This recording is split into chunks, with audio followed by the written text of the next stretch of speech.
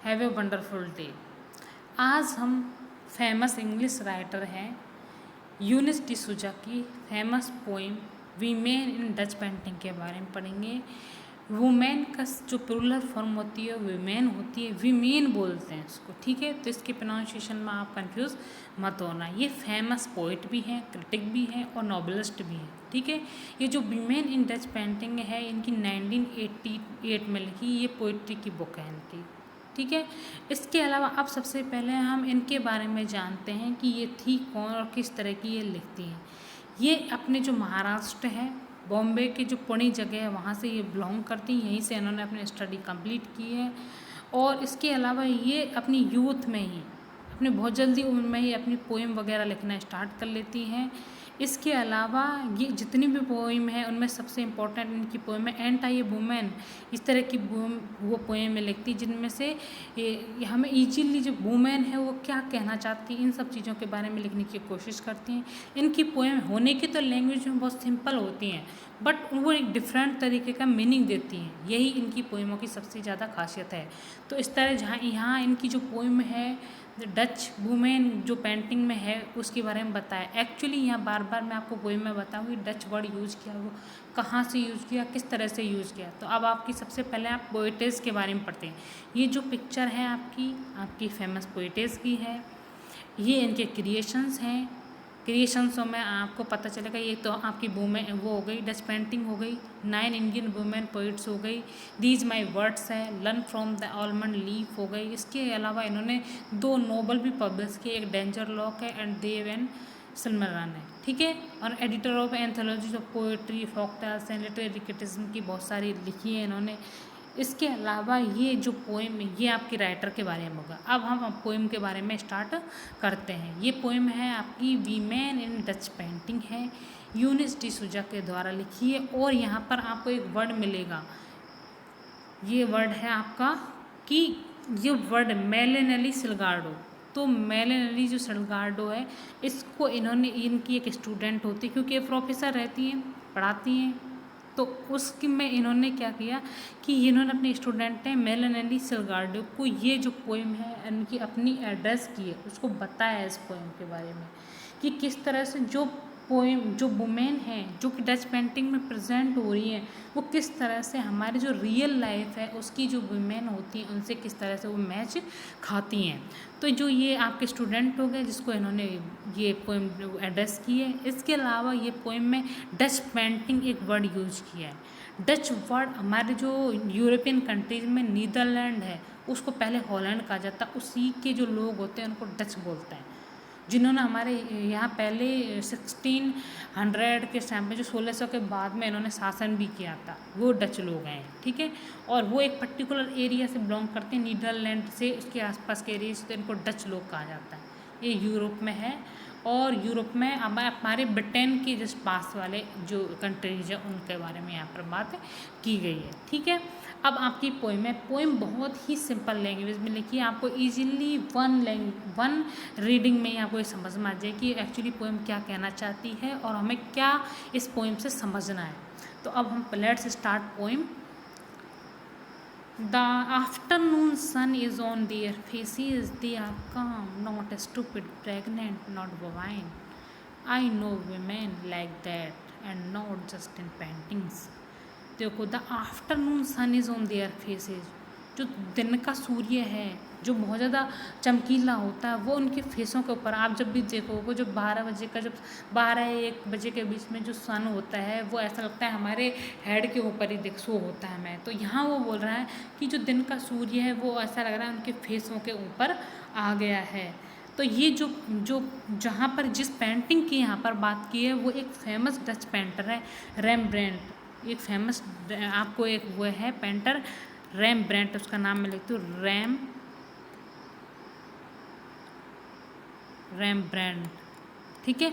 रेम्ब्रेंट हैं वो 17वीं सेंचुरी को बिलोंग करते थे, 17वीं सेंचुरी को। तो उन रेम्ब्रेंट की ये फेमस डी रेम्ब्रेंट कि फेमस जो पेंटर था उसकी ये पोएम है, वो डच पेंटर था, इसलिए डच पेंटिंग वर्ड यहाँ पर यूज किया है। वो 17th सेंचुरी के थे।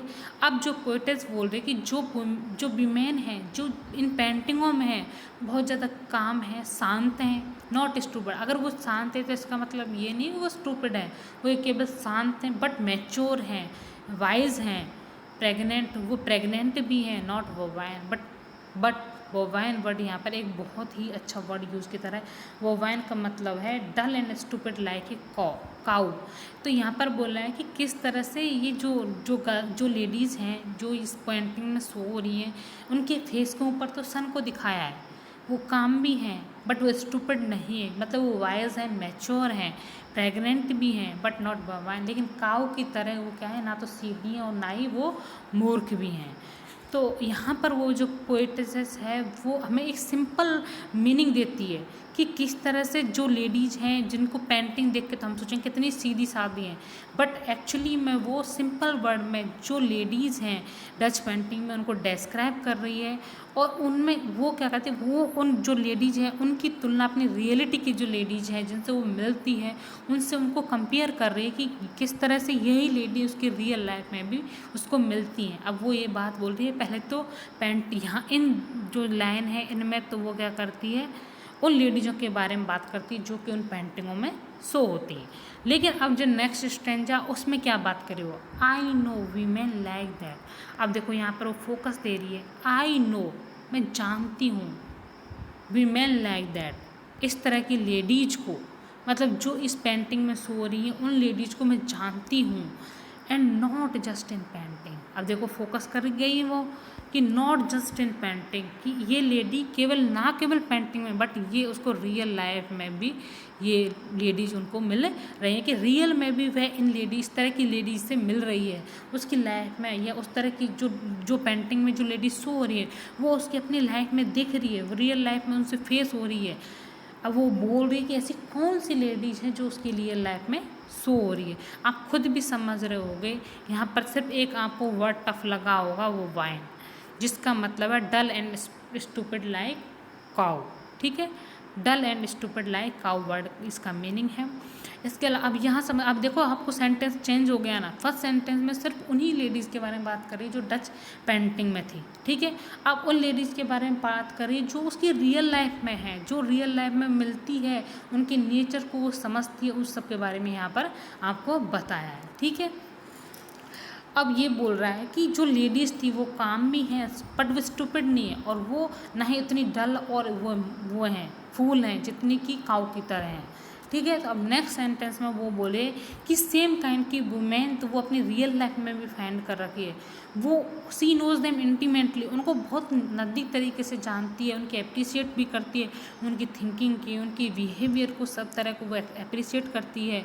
अब बोल रही है वो एन आंट, एक चाची, who didn't answer her husband back, कि एक चाची जिसने अपनी आज तक कभी भी अपने हस्बैंड को आंसर बैक नहीं किया। इसका मतलब ऐसा नहीं, it is not because of any inner weakness but because of the strength of her character, not because of her weakness. ठीक है, तो ऐसा अपनी वीकनेस की वजह से नहीं करती बट कि ये ऐसा वो अपनी स्ट्रेंथ की वजह से, अपनी कैरेक्टर की स्ट्रेंथ की वजह से उसको वापस से आंसर नहीं देती है। उसी तरह की जो दूसरी वुमेन के बारे में, बिकॉज सी वाज प्लेन, ऐसा नहीं है वो सीधी है, बल्कि वो इसलिए क्योंकि उसके अंदर स्ट्रेंथ इतनी है कि वो अपनी जो टॉलरेंस पावर है उसमें इजीली जो भी है चीज़ उनको फेस करती है, उनको सहन करती है, उनको वियर कर लेती है। ठीक है, अब नेक्स्ट लाइन पे चलते हैं। And Anna who writes poems and herbs her avocado stones will sprout in his kitchen. And Anna एक जो राइटर हैं, जो पोएटेज हैं, वो पोएम लिखती हैं। कैसे लिखती हैं? होप्स मतलब इस आशा में कि एवोकाडो वर्ड यहाँ पर यूज किया है, तो इस एवोकाडो का मतलब होता है एक नाशपाती की तरह फल होता है जिसकी जो गुठली है ना बहुत बहुत हार्ड होती है, स्टोन की तरह हार्ड होती है। तो वो बोल रही है कि वो जो उसके फूल हैं वो भी उसकी किचन में स्प्राउट उग जाएंगे, उनमें भी उस स्प्राउट का मतलब होता है जब हम किसी दाल को मतलब उसको भिगोने के लिए रख देते हैं, तो जब हम नेक्स्ट दिन दूसरे दिन देखते हैं तो उसमें छोटे से उसकी एक तरह की जैसे वो उग जाती है, हल्की सी उग जाती है, उसको स्प्राउट्स बोलते हैं। ठीक है, इनमें प्रोटीन बहुत ज़्यादा मिलता है, इसलिए ज़्यादातर आज के मॉडर्न टाइम में बहुत ज़्यादा लोग खाने को इसको प्रेफर करते हैं, ठीक है। Her voice is oatmeal and honey, उसकी जो आवाज़ है वो, एक तो पोएम लिखती है उसकी खासियत, दूसरी खासियत उसकी ये कि उसकी जो वॉइस है बहुत ज़्यादा प्योर है, अच्छी है, एंड हनी शहद की तरह मीठी है। ऑट मील का मतलब होता है एक आटा, एक जैसे वर्तमान में हम पॉरेज में यूज़ किया जाता है, जैसे दलिया वगैरह होते हैं ना, उनमें इस आटे को यूज़ किया जाता है, इस तरह को हम जई का आटा बोलते हैं इसको। तो ये आपकी पोएम थी और ये बहुत ब्यूटीफुल पोएम है। इस पोएम में ये बताया कि किस तरह से जो पोइटेस है वो कंपेयर करती है उन पेंटिंग की वीमेन की, और जो रियल लाइफ की जो वीमेन है उनको जो मिलती है, उनको उससे उनसे सीखती है, उनको वो करती है, ठीक है। तो इस तरह से इस पोएम की जो लैंग्वेज तो सिंपल है और कॉमन डे स्पीच में लिखी गई है, but poem is very suggestive है, बहुत ज़्यादा सुझाव देने वाली है, क्योंकि इसमें एनोलॉजी, अब मैं बात करती हूँ एनोलॉजी की। एनोलॉजी का हिंदी मीनिंग होता है समरूपता।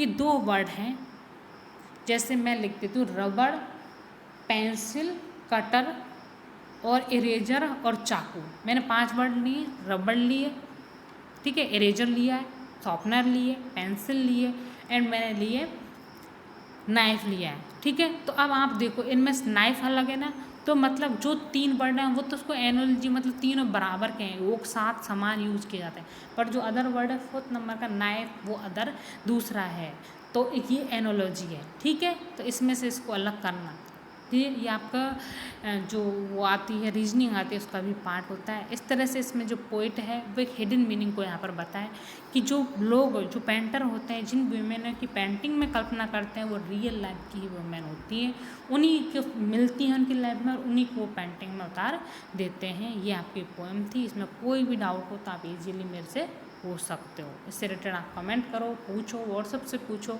और इस रिलेटेड उसको क्वेश्चन गए उनको करने की सोचो, और इस पोएम में जो हिडन मीनिंग है उसको समझने की कोशिश करो। Thank you very much.